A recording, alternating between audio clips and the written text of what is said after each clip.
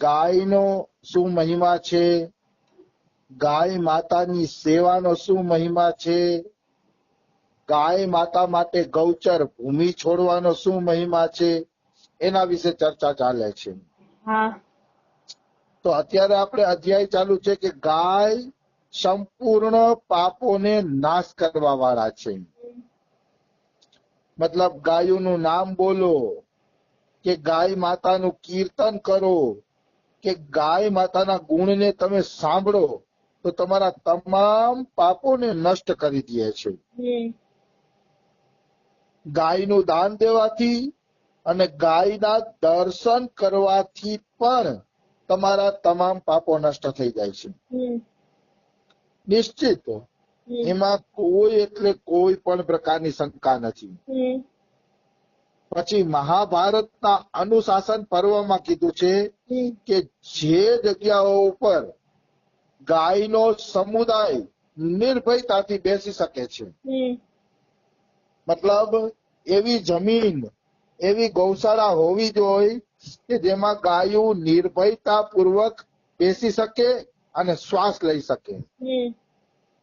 જો કોઈ જગ્યાએ ગાયો બેસીને નિર્ભયતા પૂર્વક શ્વાસ લેતી હશે તો એ સ્થાન શોભાવાળું બની જશે અને આ રહેવા વાળાના તમામ પાપો નષ્ટ થઈ જશે. માની લ્યો તમારા ઘરની સામે માની લ્યો થોડી જગ્યા છે, XYZ કોઈ પણ નું ઘર હોય, એની સામે જગ્યા હોય અને આ 5, 7 કે 10, 15 ગાયો નિર્ભયતાથી બેસતી હોય અને નિર્ભયતાથી ત્યાં ચારાનો ઓગાર કરતી હોય અને સરસ રીતે શ્વાસ લેતી હોય તો એ જગ્યા ઉપર જવાથી તમામ પાપોનો નાશ થઈ જશે. એટલે આપણા ઘરની આજુબાજુ કોઈ પણ જગ્યાએ જો ગાય નિર્ભયતા પૂર્વક બેઠી હોય તો ગાયને હેરાન નહીં કરવાની, એને બેહવા દેવાનું. એ બેઠી હશે ને તો તમારા બધા પાપોને નષ્ટ કરી દેશે. એટલો બધો મહિમા છે. એટલે ગાયને કોઈ દી બહુ ઉઠાડવી જોઈએ કે મારપીટ કરવી જોઈએ કે એવું કઈ કરવું જોઈએ નહીં. આ પ્રત્યેક મનુષ્યનું કર્તવ્ય છે. મેં સિટીમાં જોયું, ઘણી જગ્યાએ ઘણી ખાલી જગ્યા હોય ને, રાત્રે ગાયું બેહવા આવી જતી હોય પછી, અને અહીંયા ગાયું નિર્ભયતા પૂર્વક બેઠી હોય છે. તો એ સારી બાબત છે, એને હું સારી બાબત ગણું છું. કારણ કે ગાયું જ્યાં નિર્ભયતા પૂર્વક બેસે ને એ જગ્યા તીર્થ બની જાય છે અને અહીંયા જવાથી તમામ પાપો નષ્ટ થઈ જાય છે. આવી વસ્તુ છે. પોરબંદરમાં એક એવું પરિવાર છે, ખૂબ પૈસે ટકે સુખી છે, પણ એના ઘરની સામેની જગ્યામાં 10-15 ગાયો બેઠી હોય અને એ લોકો કારણ વગર, એ ગાયો તો બીજાની છે, રખડતી ભટકતી છે, તો અહીંયા ગાયોને બેસવાઈ દે છે અને એનું ગોબર પોતાના હાથે ઉપાડીને બીજે નાખી આવે પણ છે. આવું મેં પોરબંદરમાં એક ઘરે જોયેલું છે, પણ હું નામ નહીં દઉં એનું. આવી વસ્તુ છે, સમજાણું? આવી વસ્તુ છે. તો આ રીતે ગાય છે ને નિર્ભયતાથી બેસે એ સારી વાત છે.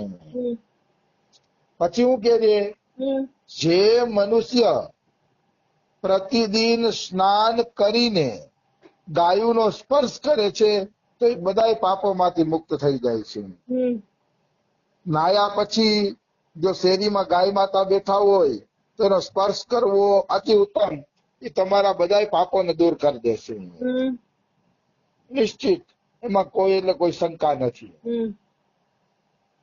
અને પછી હું કહે જે ગાયોના ખરીમાંથી ઉડેલી ધૂળને પોતાના માથા ઉપર ધારણ કરે છે, માની લ્યો કે એ બધા તીર્થોમાં સ્નાન કરવાનું ફળ એને મળી જાય છે. બધા તીર્થોમાં સ્નાન કરવાનું ફળ એને મળી જશે જે ગાયની ચરણ રજને પોતાના માથા ઉપર ધારણ કરે છે. એમાં કોઈ એટલે કોઈ પણ પ્રકારની શંકા નથી. આવી વસ્તુ છે. તો ગાયની રજ પણ એટલી પવિત્ર છે. આ વ્રજ છે ને, વ્રજ, એને વાસ્તવમાં વ્રજ એટલા માટે જ કહેવામાં આવે છે કે કૃષ્ણ અને ગાયોના અને ગોપીઓના ચરણ ધૂળથી જ આ વ્રજ પવિત્ર બન્યું છે. જયતિ તે ધીકમ જન્મના વ્રજ ગોપીઓ ગાય છે હા કે કાનુડા તારા જન્મ લેવાના કારણે અમારું વ્રજ તો છે ને ગોલોક કરતા પણ શ્રેષ્ઠ બની ગયું છે. ગોલોક કરતા શ્રેષ્ઠ એટલે બન્યું છે કે હે કાનુડા તે અહીંયા જન્મ લીધો. તો કાનુડાએ જન્મ લીધો તો એમની સાથે સાથે એમની ગાયોએ પણ જન્મ લીધો, એમની ગોપીઓએ પણ જન્મ લીધો. મતલબ ભક્ત અને ભગવાનના ચરણ રજથી આ ધામ પવિત્ર છે. એમાં કોઈ એટલે કોઈ શંકા નથી. એટલે ગાયોની ચરણ રજ પણ અતિ ઉત્તમ છે. અને અમારા રમેશ બાબા એમ કે છે કે વ્રજ શું છે? વ્રજ છે જ્યાંથી તમને ગાયોના ટોળા દર્શન થાય ને, માની લેવાનું કે હવે વ્રજ આવી ગયું છે. તો આપણે એમ થાય કે ભાઈ આવી વાત કેમ રમેશ બાબા બોલ્યા, એનું પ્રમાણ શું છે? તો કે પ્રમાણ એ છે, કોઈ ભાગવત વાંચજો. ઉદ્ધવજી જયારે કૃષ્ણને મળવા વ્રજમાં આવે છે ને, ઉદ્ધવજી, હવે ઉદ્ધવજી કકરૂરજી બે માંથી એક હું ભૂલી ગયો છું. લગભગ તો ઉદ્ધવજી જ છે 90%. ઉદ્ધવજી કૃષ્ણને ગોપીઓને સમજાવવા વ્રજમાં આવ્યા ને, તો સૌથી પેલા એને ગાયોનું ટોળું મળ્યું. ગાયોનું ટોળું મળ્યું ને એટલે ઉદ્ધવજીએ નક્કી કરી લીધું હવે વ્રજ આવી ગયું. કારણ કે જ્યાં ગાયોનું ટોળું છે ને એ જ મારા કાનુડાનું વ્રજ છે. એટલે વ્રજની તો ગાયો શોભા છે. ગાયો વગરનું વ્રજ કેવું લાગે? રમેશ બાબા કહેતા હતા કે હું આજથી 55 વર્ષ પહેલા માન મંદિર ઉપર બેઠો હોય ને, ભજન કરતો હોય ને, તો ચારે તરફથી ચિકસોલીમાં બરસાનામાં ગાયો ચરી ચરી પાછી આવતી. પણ હવે દુર્ભાગ્ય છે કે ચિકસોલી બરસાનામાં ભેંસું વધી ગઈ છે, ગાયો ઘટી ગઈ છે. કારણ કે ભેંસ દૂધ વધુ આપે છે અને દૂધની લાલચે વ્રજવાસીઓ ગાયોના બદલે ભેંસોને રાખવા માંડ્યા છે. ઈ આ વ્રજની પણ થોડીક દુર્દશા છે. તો સ્વયં રમેશ બાબા કહેતા કે હું સાંજે 6 વાગે માન મંદિર ઉપર ભજન કરતો હોય ને, તો ચારે તરફથી ગાયો આવતી ને, એવા દર્શન મેં કર્યા છે. રમેશ બાબા કહે અમે તો એવું વ્રત જોયું નથી. ભગવાનની દયા, અમે તો જ્યારથી આવ્યા ત્યારે ભેહું જ દેખાય છે. આ તો રમેશ બાબાએ ગૌશાળા ખોલી તો ભગવાનની દયાથી ગાયોના દર્શન થઈ જાય છે અહીંયા. અને અમારી ગુજરાતી ગૌશાળા પણ રમેશ બાબાની કૃપાથી ખુલી છે, એટલે અહીંયા ગાયોના દર્શન થઈ જાય છે. આવી વસ્તુ છે. ગાયોના દર્શન તો થઈ જાય છે, એમાં કોઈ શંકા નથી, પણ સેવા નથી થતી, દુર્ભાગ્ય છે.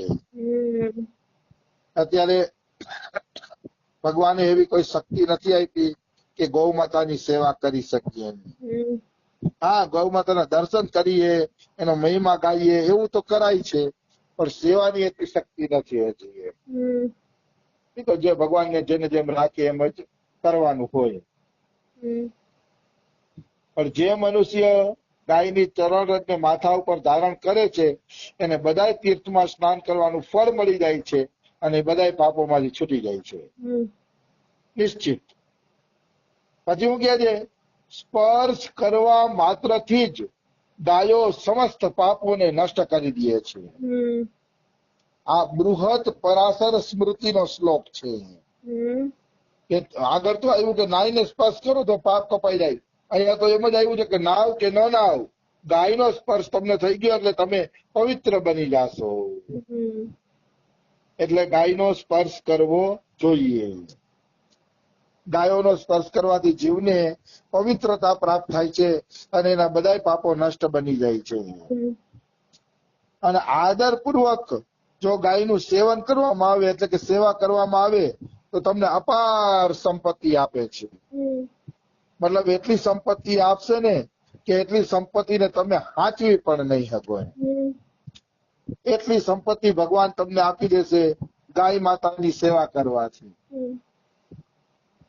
આવી વસ્તુ છે. પછી કે દાન આપવાથી માણસને ગાય છે ને સીધી સ્વર્ગમાં પહોંચાડી દે છે.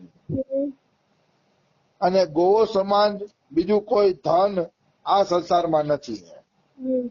મતલબ આ સંસારનું સારામાં સારું અને સાચામાં સાચું ધન કોઈ હોય તો એ ગાયો છે.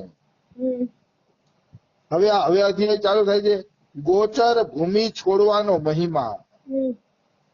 તો મનુષ્યને ખરેખર ખેતર હોય ને તો એકાદો વીઘો ગાયો માટે છોડવો જોઈએ. જો એકાદો વીઘો ગાયો માટે છોડશે ને તો એ અબરે ભરાઈ જશે. ભલે એને પેલા એવું લાગશે કે અમે 1 વીઘો છોડ્યો તમને આટલું અનાજનું નુકસાન થશે, પણ નહીં નુકસાન થાય. જો 1 વીઘો ગોચર ભૂમિ છોડી દીધી અને ગાયોને સુખ મળી ગયું ને એ ભૂમિમાં ઘાસ ખાઈને, તો તમને અબરે ભરી દેશે. એમાં કોઈ શંકા નથી. હવે હું વાંચું એટલે તમને ખ્યાલ આવશે. પેલાના મનુષ્યો છે ને ઢોરા માટે 1-2 વીઘા છોડી દેતા. હવે તો શું કરે છે, ઢોરાને બારે તગડી મૂકે છે ખવડાવવા માટે, અને ઢોરાનો વીઘો અને શેઢો બધું દબાવી લે છે કેટલું વધુ ઉગે અમારે. કેટલો લોભ વધી ગયો છે મનુષ્યનો કે વધુ અનાજ થાય એટલા માટે બીજાના શેઢાય દબાવવા માંડ્યા છે હવે તો. આ એના લોભનું કારણ છે. તો ગોચર ભૂમિ છોડવાની મહિમાની વાત કરીએ તો જે મનુષ્ય ગાયો માટે ગોચર ભૂમિ છોડે છે એને પ્રતિદિન 100 બ્રાહ્મણોને જમાડવાનું પુણ્ય પ્રાપ્ત થાય છે. 100 થી અધિક અહીંયા લખ્યું છે, 100 થી વધારે બ્રાહ્મણને જમાડવાનું પુણ્ય મળશે. તમે ગૌચરની જમીન છોડી દો, 1 વીઘો, અડધો વીઘો, જેટલો છોડવો હોય એટલો છોડી દો, અને ગાયો જો અહીંયા ઘાસ ખાશે તો પ્રતિદિન એટલે રોજે રોજ 100 થી વધુ બ્રાહ્મણ જમાડવાનું પુણ્ય મળશે.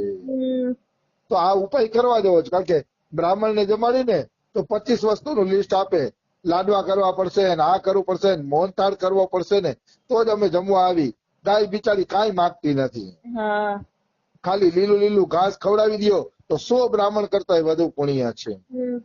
એટલે બ્રાહ્મણ ભોજન કરતા મારું એવું માનવું છે કે ગાયોને જમાડવી સારી છે, કારણ કે ગાય પ્રેમથી જમી લેશે, બકબક નહીં કરે.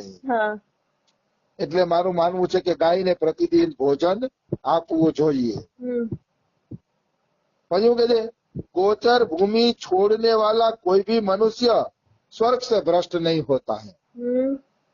જે ગોચર ભૂમિ છોડે છે, ગાયોને ચરવાની ભૂમિ છોડે છે, એ વ્યક્તિ ક્યારેય સ્વર્ગમાંથી ભ્રષ્ટ થતો, એટલે કે ભગવાનના ધામમાંથી એનું ક્યારેય પતન થતું નથી.